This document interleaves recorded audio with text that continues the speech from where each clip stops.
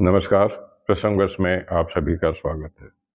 प्रसंगर्ष में आज बात करेंगे सुप्रीम कोर्ट के एक ऐसे नतीजे की जिसकी बहुत लंबे समय से प्रतीक्षा की जा रही थी। हालांकि नतीजा नहीं हुआ, लेकिन मामला सुप्रीम कोर्ट के प्रसंग ज्ञान में आया है।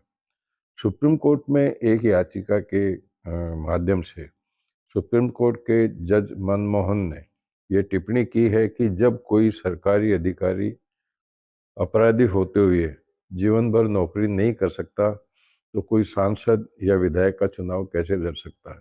मतलब कुल मिला के मंशा ये थी कि नागरिक हिंदुस्तान का एक है, पैमाने दो है। तो उन्होंने इस बात को स्पष्ट किया कि नहीं, पार्टियां या सरकार या फिर कोर्ट 6 साल के लिए उन्हें चुनाव लड़ने के लिए बाधित कर देती है, लेकिन यह कोई विशेष बात नहीं है। इसका कारण यह है कि जब सरकारी कर्मचारी दोषी पाया जाता है तो उसको नौकरी से बर्खास्त कर दिया जाता है, निलंबित कर दिया जाता है। लेकिन सांसद और विधायक का चुनाव लड़ने वाले को चुनाव लड़ने की इजाज़त दे दी जाती है। इस पर मनन करना चाहिए। उन्होंने धीमी गति से एमएलए एमपी कोर्ट के अंदर भी सुनवाई होने के लिए भी अपना वक्तव्य बताया। उन्होंने कहा कि इस तरह से कैसे सुनवाई होगी। कई मामले तो ऐसे होते हैं जिसके अंदर जिस विधायक या सांसद के खिलाफ कोई मामला होता है तो वो पूरा टर्म निकल जाता है, लेकिन उसके खिलाफ कोई कार्रवाई नहीं होती या डिसीजन नहीं होता। कुल मिलाकर के जो यह सुप्रीम कोर्ट के माननीय न्यायाधीश मनमोहन ने जो ये एक टिप्पणी की है, निश्चित रूप से इसकी काफ़ी समय से प्रतीक्षा की जानी थी। कोर्ट ने चुनाव आयोग और केंद्र सरकार से इसमें 3 सप्ताह में जवाब मांगा है। साथ ही ये भी कहा है कि अगर हमें जवाब नहीं भी मिला तो हम इसमें अब आगे कार्रवाई भी करेंगे। उन्होंने इस मामले में आगे सुनवाई 4 मार्च को रखी है। तो निश्चित रूप से इस जो सुप्रीम कोर्ट का जो ये एक प्रसंग ज्ञान सामने आया है, इसकी प्रशंसा की जानी चाहिए। क्योंकि जब अपराधी है, अपराधी को आपने चुनाव लड़ने दिया, वो चुनाव लड़ने के बाद में जीत गया। जीतने के बाद में अपने खिलाफ ही जो केस चल रहे थे, उसको डिसीजन को पलटने की कोशिश करेगा। अपने को दोषी नहीं पाए जाने के लिए कोई ना कोई उपाय करके अपने को दोषी सिद्ध नहीं होने की प्रामाणिकता के लिए कार्रवाई करेगा। तो एक भारत का नागरिक एक और पैमाने दो, ये होना। इसके साथ साथ ही यह भी मांग होनी चाहिए, कुछ सामाजिक संगठनों में ये भी बात चल रही है कि जब आज सरकारी नौकरी में सरकारी सेवाओं के लिए चतुर्थ श्रेणी कर्मचारी के लिए आपको 10वीं पास होना जरूरी है, तो सफाई कर्मचारियों के लिए भी इस तरह की बात की गई है। तो जो विधानसभा का चुनाव लड़ने वाले हैं, सांसद का चुनाव लड़ने वाले हैं, सरपंच का चुनाव लड़ने वाले हैं, जिला प्रमुख का चुनाव लड़ने वाले हैं, या पंचायत समिति का चुनाव लड़ने वाले हैं, वार्ड पंच का चुनाव लड़ने वाले हैं, नगर पार्षद का चुनाव लड़ने वाले, तो उन पर भी एक शिक्षा की जो है एक शिक्षा की न्यूनतम योग्यता भी तय की जानी चाहिए।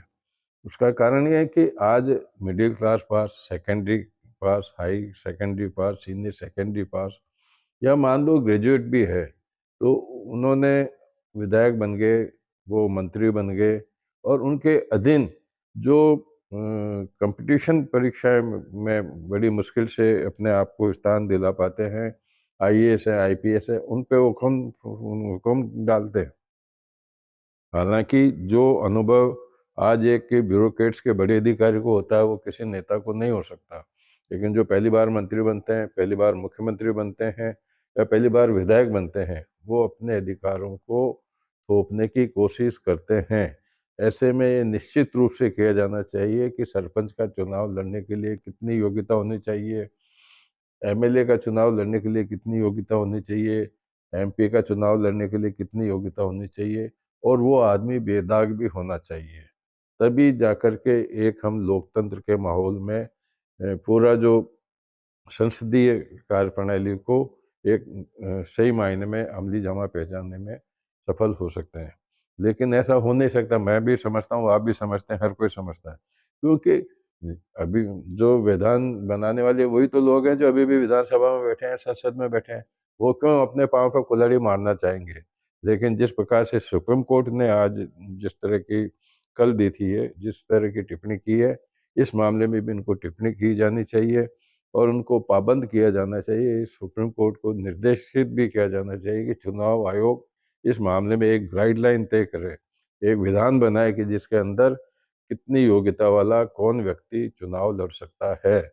इसके अलावा जो अपराधी है, आज कल जो मैंने आंकड़े देखे थे, आप दिल्ली के अंदर विधानसभा में कांग्रेस कांग्रेस तो खैर जीती नहीं वहाँ पे, लेकिन बीजेपी के आप पार्टी के जितने भी विधायक जीते हैं उनमें से 10% 20% दोनों पार्टियों के अंदर अपराधी गतिविधियों में लिप्त भी है, जिनके खिलाफ केस भी चल रहे हैं। अब ऐसी स्थिति में उनके तो हौसले बुलंद होंगे। कुल मिला के मेरे कहने की गर्ज ये है कि सुप्रीम कोर्ट ने जिस प्रकार का कदम उठाया है, निश्चित रूप से उसकी सराहना की जानी चाहिए और चुनाव आयोग को और खुद मोदी सरकार क्योंकि जैसा अपने आप को बता रही है कि हम स्वतंत्र रूप से काम कर रहे हैं, हम जनहित में काम कर रहे हैं, लोकतंत्र में काम कर रहे हैं, तो उनको भी दूर से जो नेताओं के व्यक्तिगत स्वार्थ हैं, व्यक्तिगत स्वार्थ का मतलब उनकी शिक्षा की योग्यता वाले जो भी है या आपराधिक गतिविधि वाले, उन पर अंकुश लगाने के लिए नया नियम लाया जाना चाहिए, चुनाव लड़ने के लिए नया विधान बनाया जाना चाहिए। इसी प्रसंग को लेकर के आज के प्रसंग को इसको समाप्त करते हैं। चलते-चलते बात कर लेते हैं कि महाकुंभ में कल माघ पूर्णिमा को विशेष स्थान अंतिम विशेष स्नान होने वाला है, जिसको लेकर के मीडिया और सोशल मीडिया में जिस प्रकार के समाचार आ रहे हैं, काफ़ी संख्या में श्रद्धालु पहुंच रहे हैं। मैंने कल भी कहा था कि व्यवस्था के सामने श्रद्धालुओं की आस्था मजबूत है और वो मजबूती से वहाँ जा रहे हैं, चाहे सोशल मीडिया या मीडिया किसी भी तरह के आंकड़े दस्तावेज पेश करे, लेकिन उनका उत्साह अभी भी कायम है और लाखों की संख्या में लोग वहाँ पहुँच रहे हैं। नमस्कार, आज का प्रसंग वैसे ही समाप्त करते हैं। कल फिर नए प्रसंग के साथ मैं आपके सामने उपस्थित होऊँगा।